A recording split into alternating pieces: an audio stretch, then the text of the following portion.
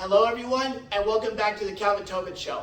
I am your host, Calvin Tobin. Today we have a lot to talk about, so let's get right into it. All right, we are 3 days away from the college football season starting back up again as it starts this Saturday on August 27th at 12:30 with Nebraska taking on Northwestern as the first big game of the whole 2022-2023 collegiate football season. Now, during this season, we are going to be able to see a familiar face on Fox Sports. Now, who is this familiar face, you may ask? It's Urban Meyer.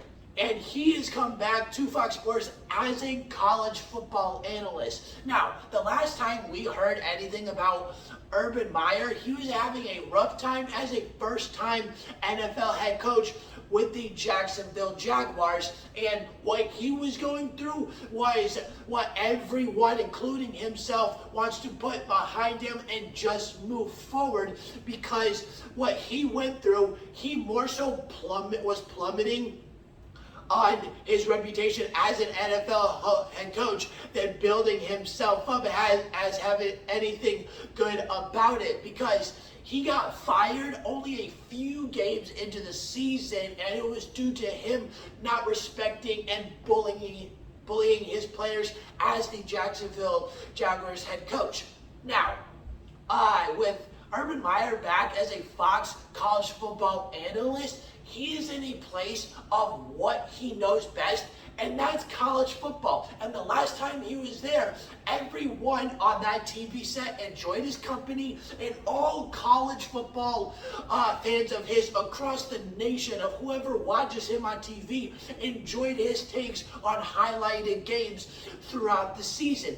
And what's good about this is that with him being a college football head coach, he gives better insight onto what's going on, and we're going to be able to see this again with him talking about highlighted games every week and be able to break down every single big game of the week every single week.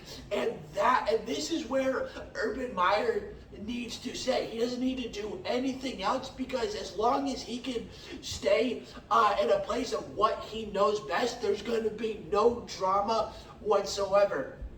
And besides, Urban Meyer is like Nick Saban. College football is their territory, and that's what they know best, and they can't do anything better than what college football is. They both went to the NFL. Nick Saban went to the NFL a long time ago. It was in the early 2000s, and both these guys failed tremendously at what they were trying to do in the NFL. Nick Saban was a Miami Dolphins head coach.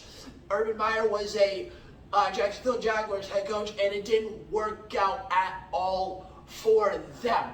And as long as they're in college football, that's where it can be completely smooth sailing and everything is good to go. Now, as long as Urban Meyer doesn't get asked about what happened to him or what went on in his condition when he was with the Jacksonville Jaguars head coach, everything will be all right and smooth sailing in that situation as well. And what else is smooth sailing is Alabama with Nick Saban, since he's been in charge since 2007. And what happened recently with Nick Saban is he just signed a huge contract with the Alabama Crimson Tide, and we are going to be getting 8 more years of Nick Saban as the Alabama head coach.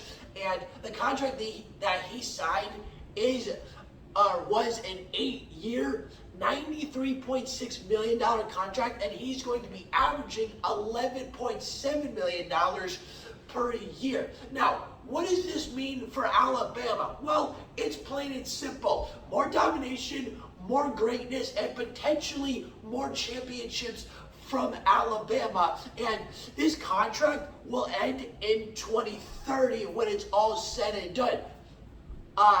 But here's the thing.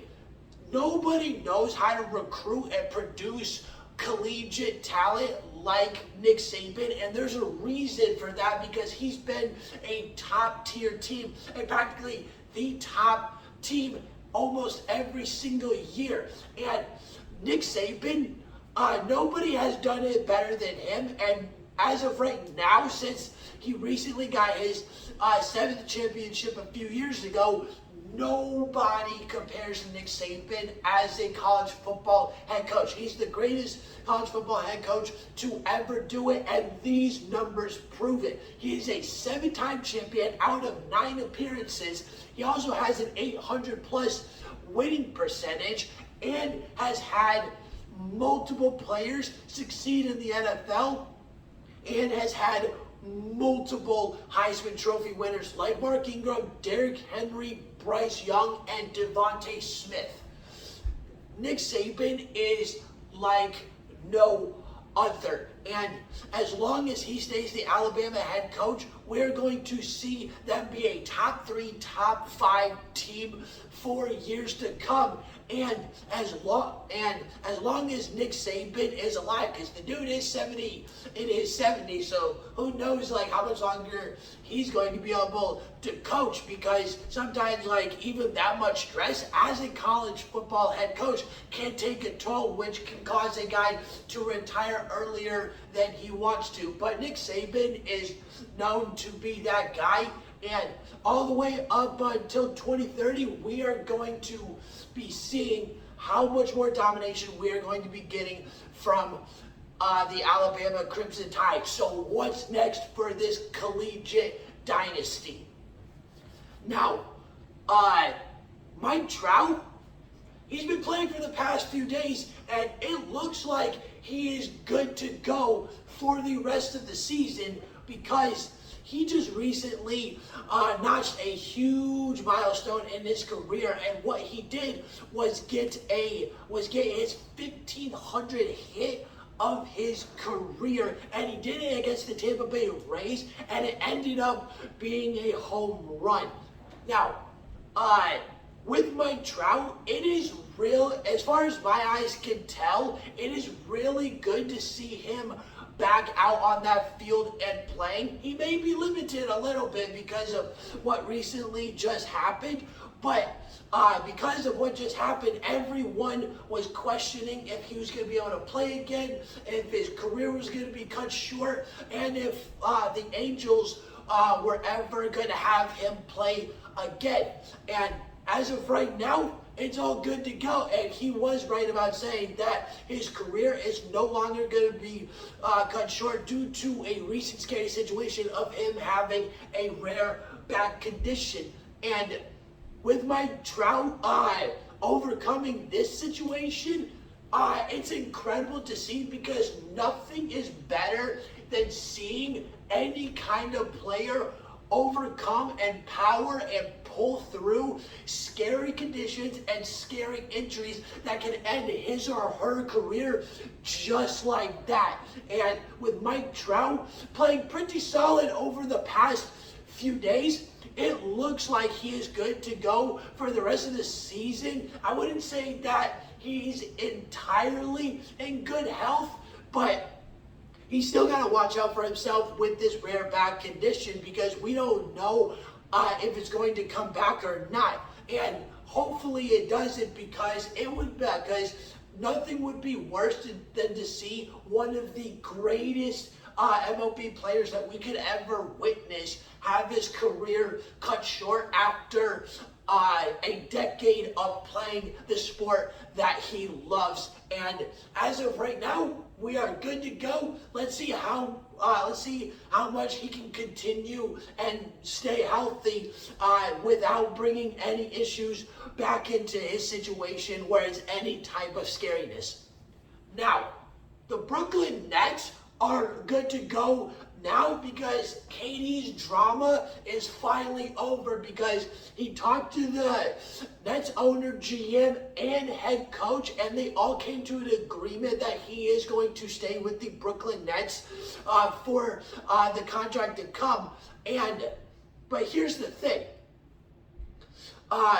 Is this situation going to play out good, or is it going to fall apart because as of this situation, even though the fiasco is completely over and the drama is completely settled, the players that the Brooklyn Nets have, these guys can't be entirely trusted. And these players are Ben Simmons, KD, and Kyrie Irving.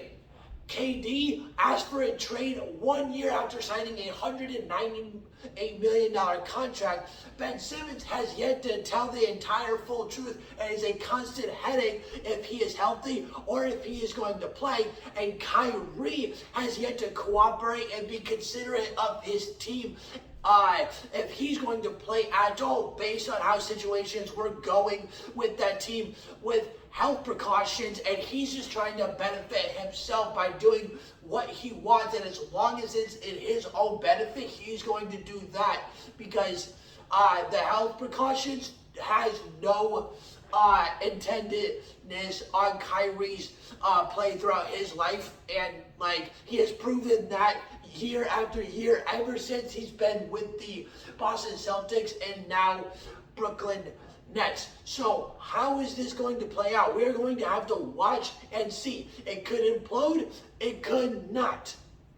But on the positive side, since KD's finally settled everything, now we can get back to normal free agency because we've hardly seen any player signed, if any player signed at all, this entire off season because of KD's trade demand, and everyone's not scurrying around and trying to find a way to get KD, or other teams trying to get Donovan Mitchell as well, because these are the two biggest players that are in, or was the two biggest players in free agency.